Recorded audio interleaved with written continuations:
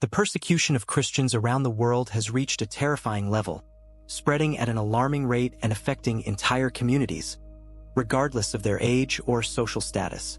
It is no longer a simple succession of isolated acts of violence. It is a global phenomenon, a true wave of hatred that threatens the very existence of those who follow the Christian faith. Among the many alleged points of this tragedy, Syria stands out as an epicenter of brutality and barbarity. What happens there is not simply the reflection of a political or territorial conflict. It is the tangible manifestation of a prophecy pronounced millennia ago. We are witnesses of an event foreseen from the beginning of time, a reality that no one can ignore anymore. What we are witnessing today cannot be reduced to a simple conventional war, because what is at stake goes far beyond the limits of politics and military strategy. It is a sign, a resounding warning that unequivocally reveals that we are quickly approaching the end of times. Everything that is happening today resounds disturbingly with the sacred scriptures that have foretold these tests for centuries. Ignoring these signs would not only be a mistake, but an unforgivable mistake that could cost humanity very dearly. All over the world, Christians are already suffering the consequences of this growing persecution. Their rights are violated, their freedoms reduced to nothing, and their security, before guaranteed by the fundamental principles of modern civilization, is now non-existent. However, the events that take place in Syria are reaching unprecedented levels of cruelty. March 7, 2025 will go down in history as one of the darkest periods ever recorded. That day, thousands of Christians were exterminated with inhuman ferocity, victims of a barbarism that defies all understanding. But what is even more shocking than these acts of extreme violence is the deafening silence that surrounds them. The media, which should reflect the truth and justice, deliberately keeps silent. The information is repressed, censored by invisible forces that govern the spheres of power. The reason for this omen is clear. The Antichrist is already working, weaving his net in the shadows, manipulating the most influential institutions, from press agencies to political and financial circles. His plan is developing before our eyes, preparing the stage for his final ascension. The Bible has warned us for centuries that the day will come when a man will take supreme power, govern nations with an iron hand, and influence governments, economic institutions, and even the entertainment industry. It is no longer a theory or a simple conjecture. Today we see tangible evidence of the fulfillment of this prophecy. Entities such as the Illuminati, Hollywood, and the main media conglomerates blindly follow these guidelines, making sure that the world only knows what they are willing to let them know. And now a new imminent signal reinforces these warnings. The blood moon, scheduled between March 13th and 14th, 2025. This astronomical event has always been a precursor of great disorders, both physical and spiritual. As Joel 2 and 31 already announced, the sun will turn into darkness and the moon into blood, before the day of the Lord comes, great and terrible.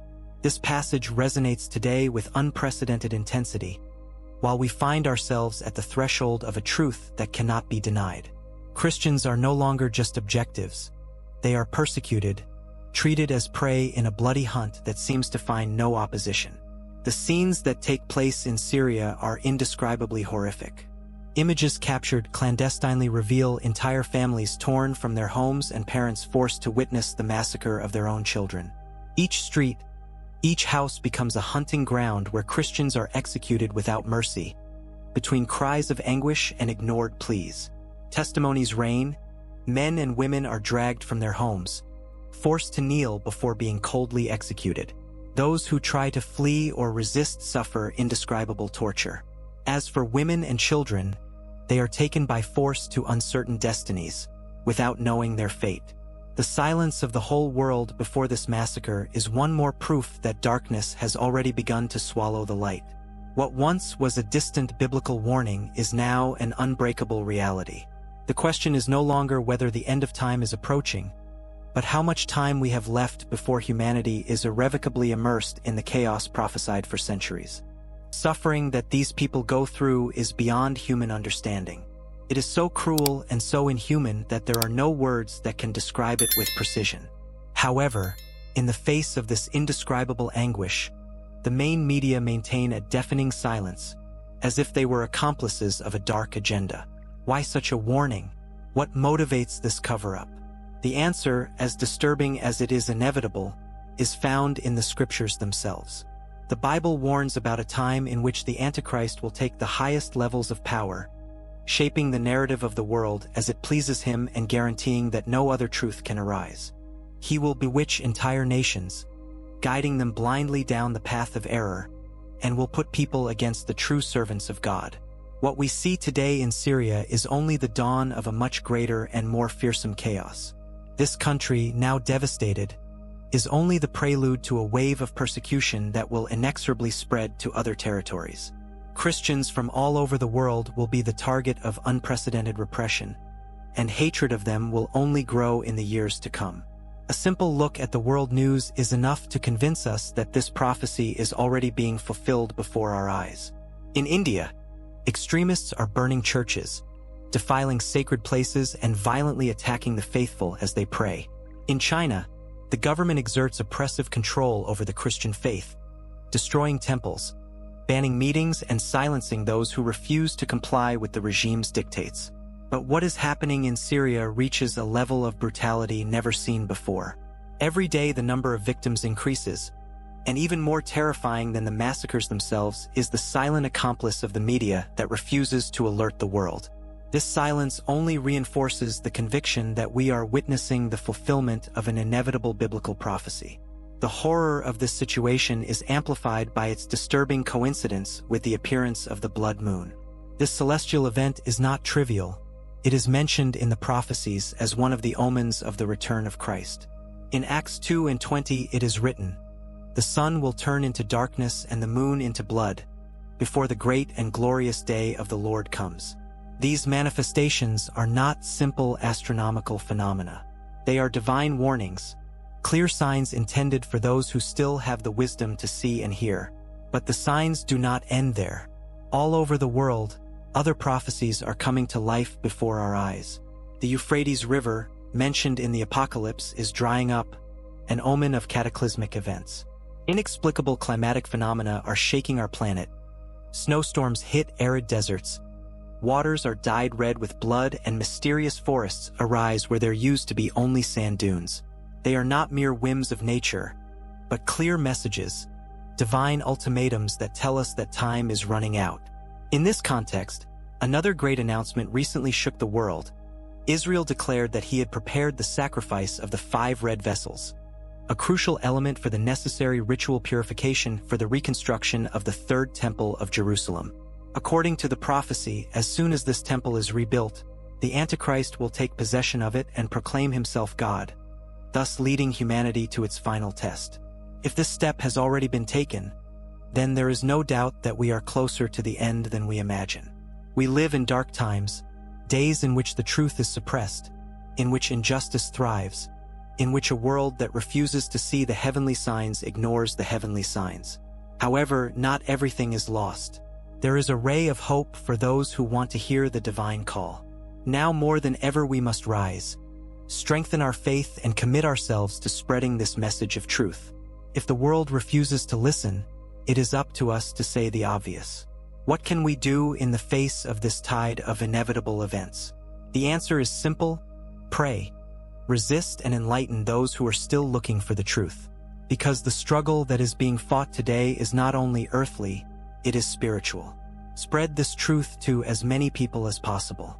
Each informed person represents a ray of hope, a step towards the possibility that a decision-maker, a leader, an influential actor finally becomes aware of the emergency and acts to try to save these precious lives.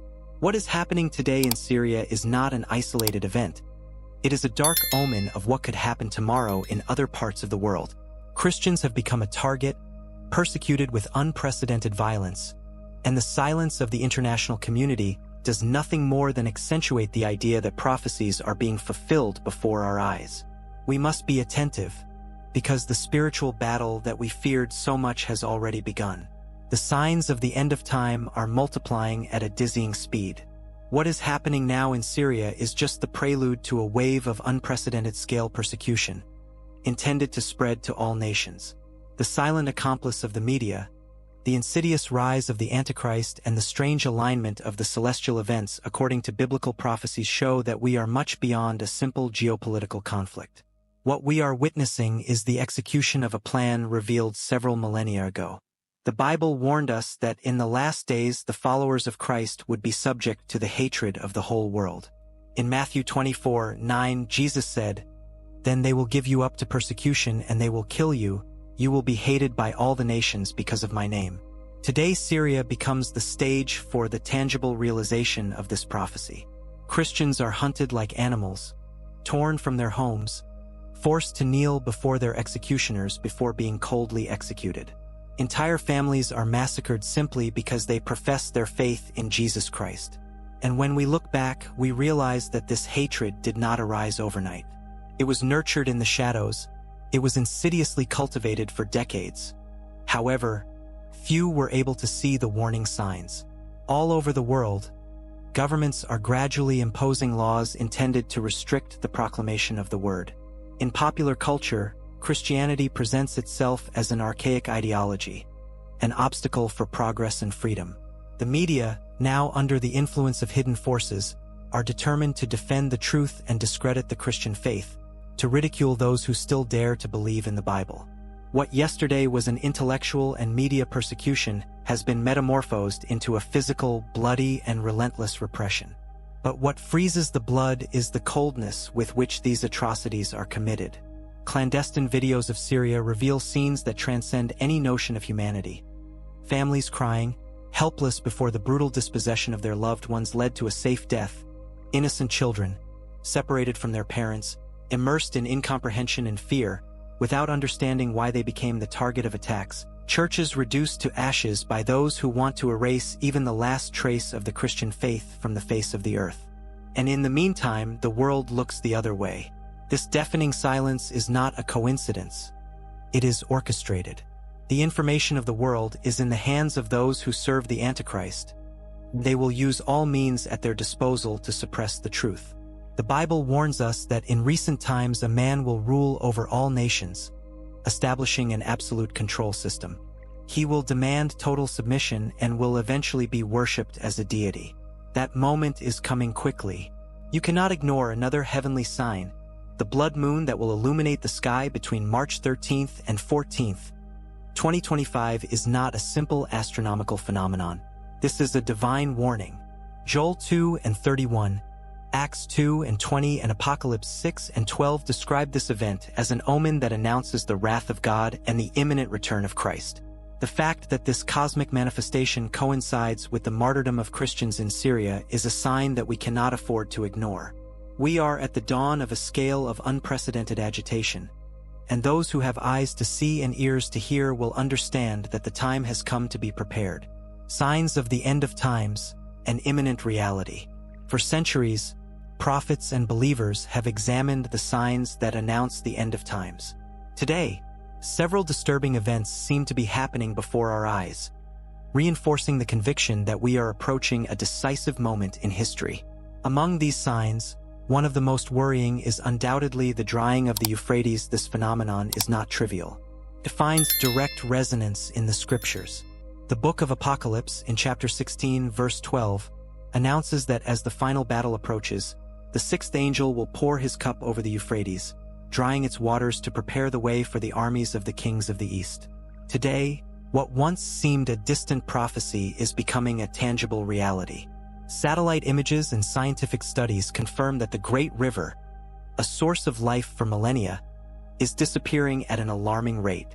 This disorder, both natural and prophetic, suggests an uncertain future and raises a fundamental question. Are we really prepared for what is to come? But this is not the only event that attracts the attention of observers of biblical prophecies. Another equally important sign is being carried out before our eyes: the preparations for the reconstruction of the Third Temple in Jerusalem. If for some it is just a religious project, among many others, those who know the scriptures see it as a central element of the eschatological result. According to Jewish tradition, before the temple is rebuilt, 5 red vessels must be sacrificed, pure and without defect, to sanctify the place. However, these animals have already been identified and are ready for the ritual. which marks a great step towards the fulfillment of this prophecy.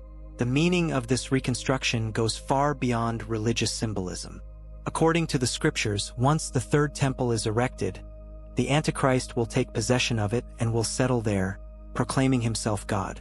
This moment will mark the beginning of the Great Tribulation, a period of extreme suffering for all those who refuse to submit to his authority. One of his first objectives will be to persecute the Church of Christ, seeking to silence the faithful who continue to proclaim the divine truth. This scenario, as terrifying as it may be, is described with precision in the Bible and cannot be ignored. So, in the face of this dark panorama, what should we do? The answer is given to us directly in the Word of God. In the Gospel of Luke, chapter 21, verse 36, it is written, "Therefore pray and pray at all times that you may be kept worthy to escape from all these things that will happen, and to stand before the Son of Man." These words are an urgent call to vigilance and faith. It is not enough to observe these signs. We must also prepare spiritually. It is imperative to strengthen our relationship with God. Pray tirelessly and share this message with as many people as possible. The world is going through a period of agitation and uncertainty. The persecution of Christians in Syria and other parts of the world is a clear warning that what is happening there today could affect any nation tomorrow. History teaches us that darkness always seeks to turn off the light, but it is up to us not to let fear silence us. If the prophecies are fulfilled before our eyes, then the regression has begun, but the reward is promised for those who remain firm in faith. As Matthew 12 and 13 remind us, "But the one who perseveres to the end, he will be saved." The spiritual battle is already underway. When the final moment comes, which side will you be on?